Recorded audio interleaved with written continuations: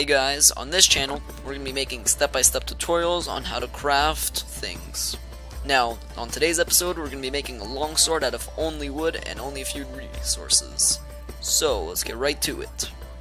We're only going to be needing an axe, but in case you don't have a split log, we're going to have to use the splitting method by either using a wedge, or an axe, and a hammer.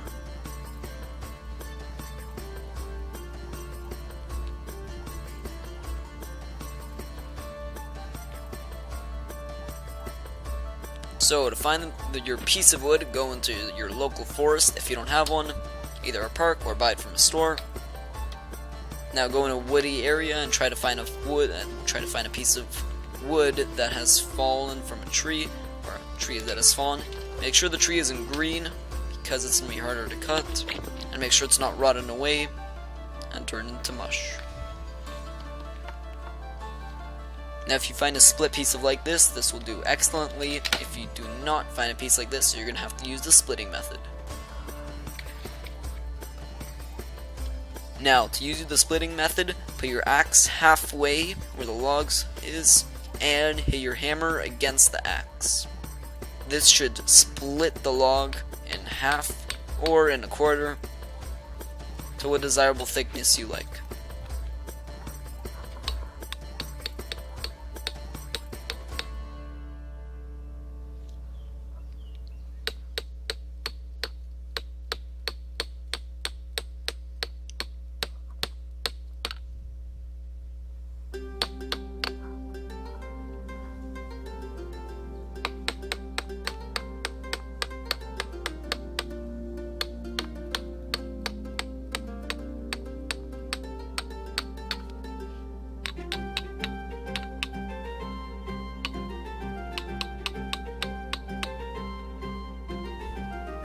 Now this is a short piece, but if you did it properly, you should end up with a longer piece like this.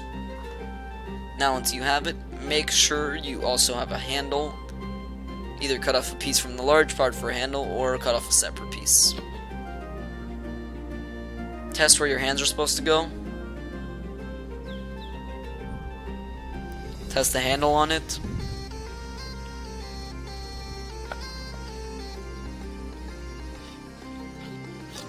Now, if your wood is too thick, you can either narrow it down with your knife, or just leave it really thickly, which will rest uncomfortably in your hands. So I do suggest to in fact use your knife to thin it out.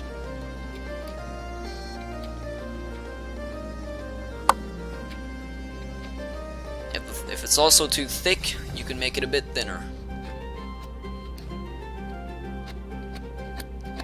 Strong knife will aid you in the process.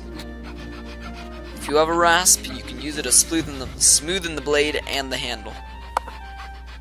Smoothening the handle will help your grip by a lot, especially giving your hands a comfortable place to grip. You can also put a hilt at the end to make sure your hands don't slide off. If you encounter a problem where the end has split into three, rip the two pieces off and leave one and sharpen. Once you're done sharpening the tip, start making the hilt. Now the hilt is what's going to add weight to the bottom and really give a sense into your sword. Split apart into two even parts and draw the desired form you want. You can either make up your own or find one online, as long as it looks cool. Make sure to flatten out the piece of where you're going to put it on the blade. Smoothen it out with the rasp. Mark where you're going to put it on the blade.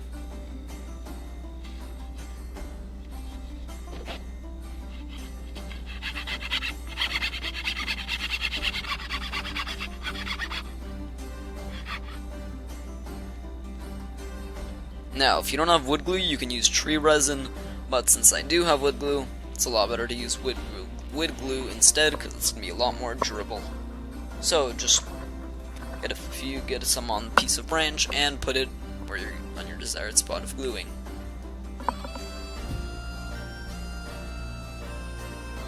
I prefer to add a lot to make sure that it really does stick and doesn't fall off.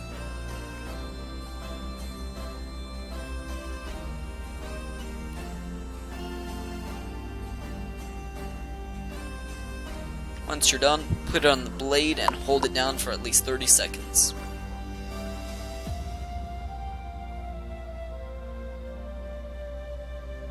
Try and keep it from sliding, and glue in the edges.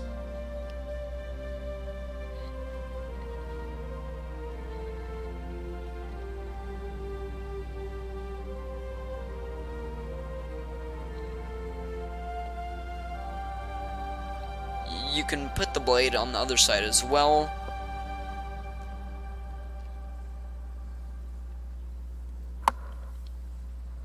Now, let it dry. I usually like to leave it overnight, but a few hours will do, and you'll have your finished product.